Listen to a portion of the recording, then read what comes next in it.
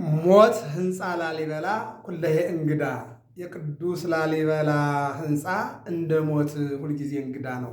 በስመ አብ ወወልድ ወመንፈስ ቅዱስ አሐዱ አምላክ አሜን። በዓለም ላይ የምትኖሩ ኦርቶዶክሳውያን እግዚአብሔር ልጆች ሰላም እግዚአብሔር ይብዛላችሁ። ታኅሳስ 29 ቀን ልደቱ ለቅዱስ ላሊበላ። ቅዱስ ላሊበላ የተወለደው ታኅሳስ 29 ቀን ነው። እሱን በተመለከተ እንነጋገራለን። ኢትዮጵያ ብዙ ባለታሪክ የሆኑ ነገስታት አሏት። ከነዚህ መካከል አንዱ ቅዱስ ላሊበላ ነው። አዎ ሀብተ መንግስትንና ሀብተ ክህነትን ይዘው አርባ ዘመን ከነገሱት መካከል አንዱ ቅዱስ ላሊበላ ነው። በአንደኛ ሳሙኤል ምዕራፍ 2 ላይ እስመ መካን ወለደት ሰባተ ይላል። ሐና እመ ሳሙኤል ለብዙ ጊዜ ልጅ ካጣች በኋላ እግዚአብሔር በልጅ ጎበኛትና 5 ልጆችን ወልዳለች። መጀመሪያ ግን የወለደችው ሳሙኤልን ነው። ሳሙኤልን ወልዳ ከሳሙኤል በኋላ 5 ልጅ ወልዳለች። ሳሙኤል ግን በቤተ መቅደስ አድጎ እግዚአብሔር ሰጥቶኛልና ስለቴን ሰምቷልና ድምፄን ሰምቷልና የሰጠኝን ለሱ እሰጠዋለሁ ብላ ወስዳ ለካህኑ ለኤሊ ሰጠችው። በቤተ መቅደስ አደገ። ሳሙኤል ሀብተ መንግስትንና ሀብተ ክህነትን ይዞ ያደገ ነቢይ ስለሆነ 2 እንደ 2 ይቆጠራል ተብሏል ማለት ነው። ሁለቱን ስለያዘ ቅዱስ ላሊበላ ሀብተ መንግስትንም ሀብተ ክህነትንም የያዘ ታላቅ የኢትዮጵያ መኩሪያ የሆነ አባት ነው። አዎ በእውነት አሁን ከታኅሳስ 19 ጀምሮ ወደ ቅዱስ ላሊበላ ላስታ ላሊበላ ሮሃ ሰሜን ወሎ የማይሄድ የለም። ያልቻለ በእግሩ አዎ ያልቻለ ደግሞ በህሊናው በሐሳቡ በአእምሮ ይሄዳል። ሁልጊዜም ታኅሳስ 29 በመጣ ቁጥር ትዝ የሚለን የጌታ ልደት፣ ቀጥሎ ደግሞ እነሆ የቅዱስ ላሊበላ መወለድ ነው። ለምን? ለዓለም ብርቅዬና ድንቅዬ መኩሪያ የሆነ 11 ቤተ መቅደሶችን አንጾ የሰጠ ታላቅ የኢትዮጵያ ባለውለታ ስለሆነ እሱን ነው። ይህ ህንፃ ነው እንግዲህ ሰዎች በየዓመቱ አይደለም በየቀኑ ቢሄዱ ሁልጊዜ እንግዳ ነው። አዎ ሞት እንግዳ ነው የተባለው አንድ ጊዜ ንጉሱን ይገላል፣ አንድ ጊዜ ወታደር ይገላል፣ አንድ ጊዜ ባለጸጋውን ይወስዳል፣ አንድ ጊዜ ደግሞ የቤት እመቤት ይወስዳል፣ አንድ ጊዜ ሕፃናትን ይወስዳል፣ አንድ ጊዜ ሐዋርያትን ይወስዳል፣ አንድ ጊዜ ሰማዕታትን ይወስዳል፣ አንድ ጊዜ መነኮሳትን ይወስዳል፣ አንድ ጊዜ ጳጳሳትን ፓትርያርኮችን ይወስዳል ሞት። ቀጥሎ ደግሞ ሜዳ ላይ የወደቀ የኔ ቢጤ የቆሰለ የሸተተውንም ይወስዳል፣ አይንቅም ሞት። ስለዚህ ሞት እንግዳ ነው ማለት እንዲህ ነው። አዎ አይንቅም፣ ሁሉን ይወስዳል ማለት ነው። አይፈራም፣ ነገስታትን ይወስዳል ማለት ነው። አዎ ወጣቱንም አይፈራ፣ ሕፃኑንም አይራራ፣ ለሕፃንም አይራራ፣ ለካህኑም አያከብርም፣ ክብር የለውም ሞት። ሞት ያከበረው የለም። አሁን እንኳን ተከብረው የተሰወሩ ቢኖሩ ነገ መጠው ይሞታሉ ማለት ነው። ነገ መጠው በሰማዕትነት ያልፋሉ። አሁን በእርግጥ የተሰወሩ አሉ። አዎ ግን ነገ መጠው ይሞታሉ። ከሞት የሚቀር የለም። አዳም ሆይ ከመሬት ተገኝተሃልና መሬት ትሆናለህ፣ አፈርህና ወደ አፈርነት ትመለሳለህ ተብሎ በአምላክ ቃል ተነግሯልና ይሄ አምላካዊ ቃል ነው። ምናልባት የሚቀድም የሚከተል ነው የሚሆነው ጽዋ ውስጥ ከሚሞላ ነው። ወይም ደግሞ ትንቢት የተነገረላቸው ወደኋላ መጥተው የሚሄዱት ካልሆኑ ድረስ ሞት ሁልጊዜም ቢሆን እንግዳ ነው። አሁን እንዳልነው ነው። ከሕፃናቱም ይገባል፣ ከወጣቱም ይገባል፣ ከአረጋውያንም ይገባል።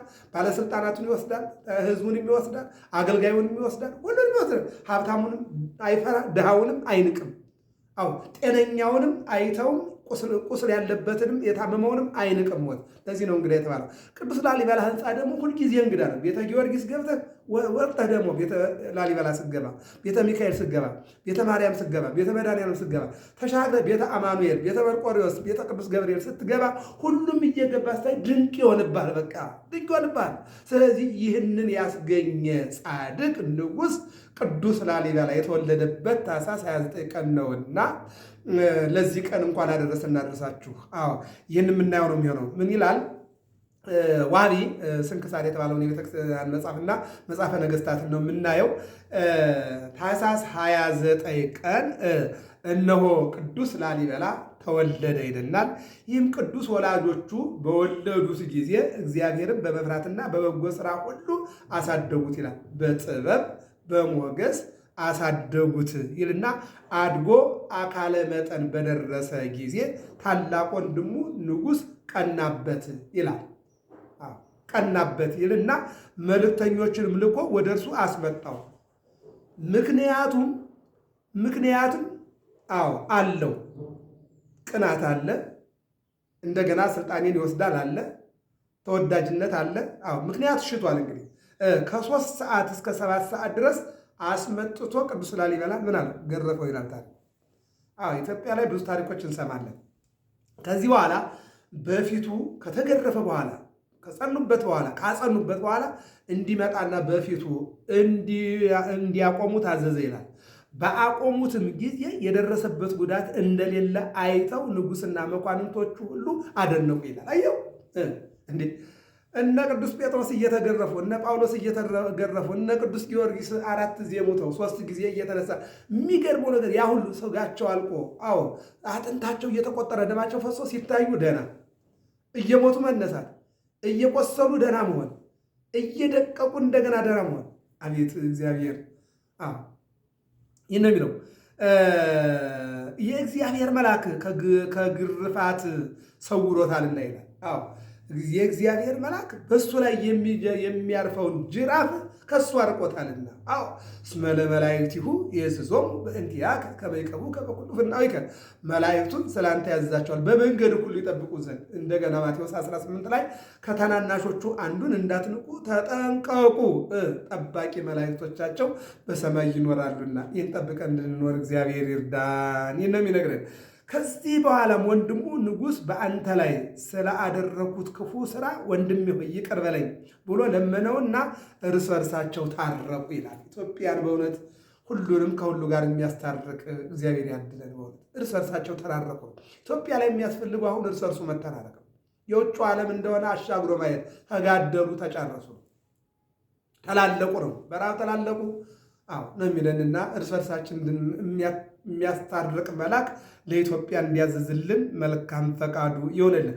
ከዚህ በኋላም እግዚአብሔር መንግስትን ለማን ሰጠው? ለቅዱስ ላሊበላ ነው አወረሰው። በቃ ሰው የፈለገ ምክንያት ቢፈጥር ለአንድ ሰው የታዘዘውን አይደለም ንግስና ምግብ ማን መብላት አይችልም። ለእኔ የቀረበው ምግብ ለእኔ ላይሆን ይችላል። የእኔ መሆን ማውቀው ወርሼው ወደ ወዴ ከወረደ በኋላ አለቀ። ከዚህ ውጭ ግን ለእኛ ያልነው ነገር ሌላ ሊሆን ይችላል። ከዚያ በኋላ እግዚአብሔር መንግስትን አወረሰው ይላል። መንግስትም በያዘ ጊዜ እግዚአብሔርን በሚያገለግልበት ስራ በረታ። ሁልጊዜም ለድሆች ለምስኪኖችና ለችግረኞች ይመጸውት ነበረ። እንዲህ አይነት ህይወት ያደለን እግዚአብሔር። አሁን ልደት የጌታ ልደት ስናከብር ይህ ነው ትዝ ይለን የሚገባው። ምንድን ነው? ለድሆች ማካፈል። ጌታም ምንድን ነው የሚለው? በደስታችሁ ጊዜ ለድሆች ማካፈል፣ በጾማችሁም ጊዜ የታሰሩትን መጠየቅና ለድሆች ማካፈል እንዳትረሱ ነው የሚለው። ይህ ነው የሚለው። ለድሆች፣ ለምስኪኖች፣ ለችግረኞች ይመጸውት ነበረ፣ ያስባቸው ነበር፣ ያደርግ ነበረ። ንጉሱ ነው እኮ ነው። በቃ በዓላት በመጡ ቁጥር ብቻ አይደለም፣ በየቀኑ 365 ቀናት ለምስኪኖች ይራራ ነበር። በፍርድ ይራራላቸዋል፣ በኑሮ ይራራላቸዋል፣ በልብስ ይራራላቸዋል፣ በምግብ ይራራላቸዋል። በሰው በመሆናቸው ሰው ስለሆነ ሰው መሆናቸውን ይመለከት ነበር ይላል።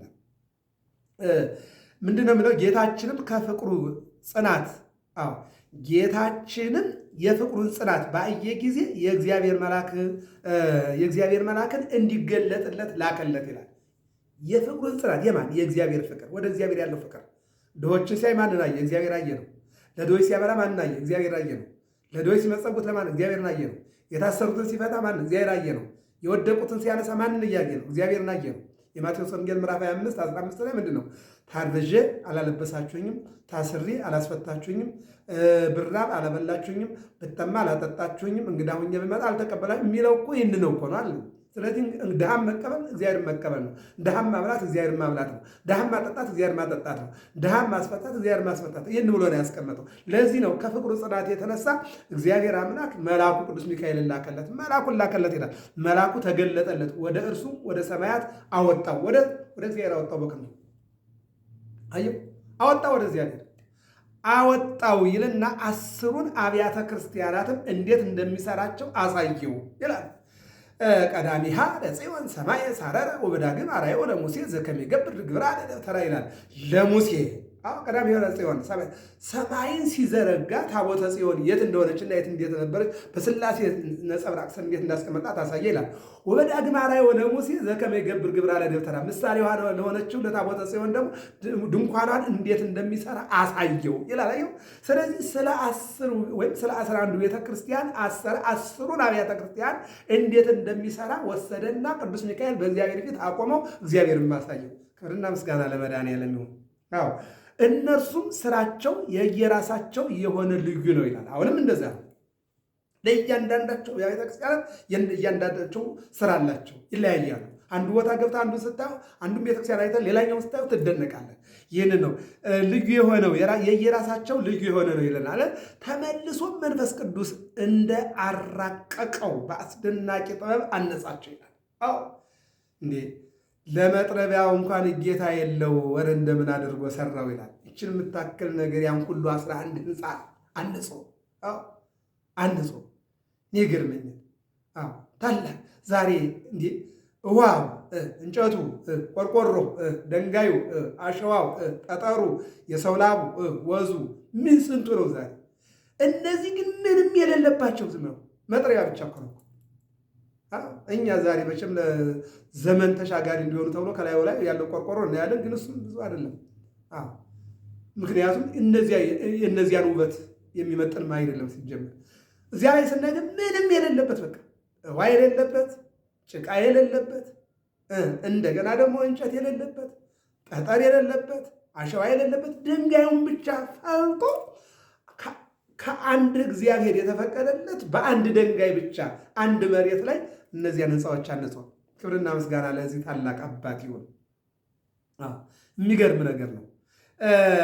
እሊህም አብያተ ክርስቲያናት አንጾ በፈጸመ ጊዜ መንግስቱን ለወንድሙ ልጅ አወረሰ ይላል። አንጾ ሲጨርስ ትልቁ ነገር እዚህ ጋር ግን እግዚአብሔር ያነጸ ቤተ እግዚአብሔር ቤትን ካልሰራ ሰው እሰራለሁ የሚለው በከንቱ ነው። ቅዱስ ወይም ደግሞ ጻድቁ ቅዱስ ላሊበላ ሰራ ስንል መጀመሪያ ያመለከተው እግዚአብሔር ነው፣ የፈቀደለት እግዚአብሔር ነው፣ ያሰራው መንፈስ ቅዱስ ነው፣ ያጸናው መንፈስ ቅዱስ ነው፣ የባረከለት መንፈስ ቅዱስ ነው። ይህን 11 ቤተ መቅደሶችን እንቁ የሆኑ ሰርቶ ለኢትዮጵያ አይደለም ለዓለም አበረከተ። ለኢትዮጵያ ብርቅዬና ድንቅዬ ስጦታዎች ናቸው። እዚህ በኋላ ክብር ይግባውና ጌታችን ኢየሱስ ክርስቶስ በብርሃን ሰረገላ ተቀምጦ የሚያስፈራ መብረቅን የተጎናጸፉ አእላፋት ሰራዊቶች ዙሪያውን ሆነው ወደ እርሱ መጡ። እንዲህም አላቸው፣ ወዳጅች ቅዱስ ላሊበላ፣ ሰላም ላንተ ይሁንልህ። እነግርሃለሁ ማደሪያ በክብር ሁሉ ከከበሩ 12ቱ ሐዋርያቶች ጋር ይሁን አለው።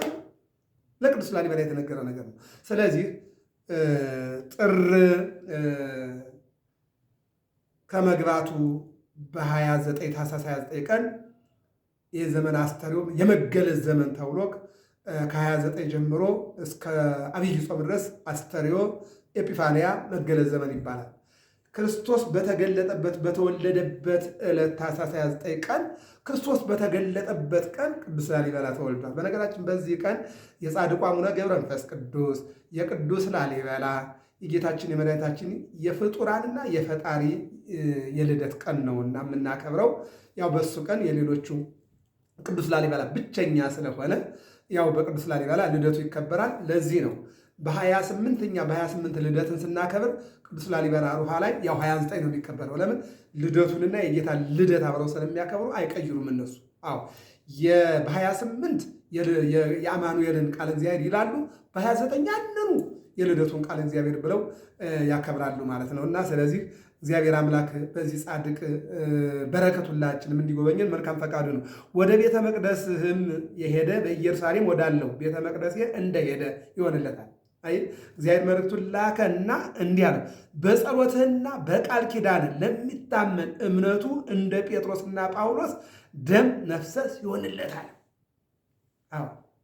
ሀበኒ ጴጥሮስ መስቀለከ ይኩነኒ ተስፋ ወጳውሎስ ወቄተከ መጥባይተከ እንተ ደም ለከፋ ይላል። በጸሎትህ በቃል ኪዳንህ ለሚታመን እምነቱ እንደ ጴጥሮስ እና ጳውሎስ ደም መፍሰስ ይሆንለታል። ጴጥሮስ ተዘቅዝቆ እንደተሰቀለ ጳውሎስም አንገቱን እንደተሰየፈ ይሆንለታል። ለዚህ ነው ዛሬ ብዙዎች በእግራቸው ብዙዎች ደግሞ በአውሮፕላን ሄደው እዚያ ቦታ ላይ ጻድቁን ያከብራሉ። ቃል ኪዳኑ በጸና በእግዚአብሔር የተሰጠው ቃል ኪዳን ስለሆነ ያ ቃል ኪዳን በተሰጠበት ቦታ ሕንፃ በታነጸበት ቦታ ቤተ መድኃኔዓለም፣ ቤተ ማርያም፣ ቤተ ቅዱስ ሚካኤል፣ ቤተ ቅዱስ ላሊበላ፣ ቤተ ቅዱስ ጊዮርጊስ፣ ቤተ ቅዱስ ገብርኤል፣ ቤተ መርቆሬዎስ እያለ እነዚህ 11ዱን ጽላቶች እየዞረ የተሳለመና በቃል ኪዳን ቦታ የተገኘ እንደዚያ ደማቸውን እንዳፈሰሱ ይሆንለታል። ወደ ቤተ መቅደስም የሄደ በኢየሩሳሌም ወዳለው ቤተ መቅደስ እንደሄደ ይሆንለታል። አየው፣ ወደ አንተ ቤተ መቅደስ ወደ ቅዱስ ላሊበላ የሄደ ኢየሩሳሌም ሄዶ እንደተሳለመ ይሆንለታል። ያድርግልን እግዚአብሔር። የሄዱትን እኛንም ያሰብነውና የምናስበውን እንደዚሁ በቃል ኪዳኑ ይጎብኘን እግዚአብሔር። እንደገና ምንድነው ምለው ወዳለው ቤተ መቅደስ እንደሄደ ይሆንለታል ይልና እንደውም መጨረሻ ላይ ምን ይሏል? መቃብርህንም የተሳለመ የሥጋዬን መቃብር እንደተሳለመ ይሆንለታል። በዓመታቱ ወሮች ሁሉ የተራቡትን እያጠገበ የተጠሙትንም እያጠጣ መታሰቢያን ለሚያደርግ እኔ የተሰወረ መና እመግበዋለሁ፣ የሕይወት ጽዋንም አጠጣዋለሁ።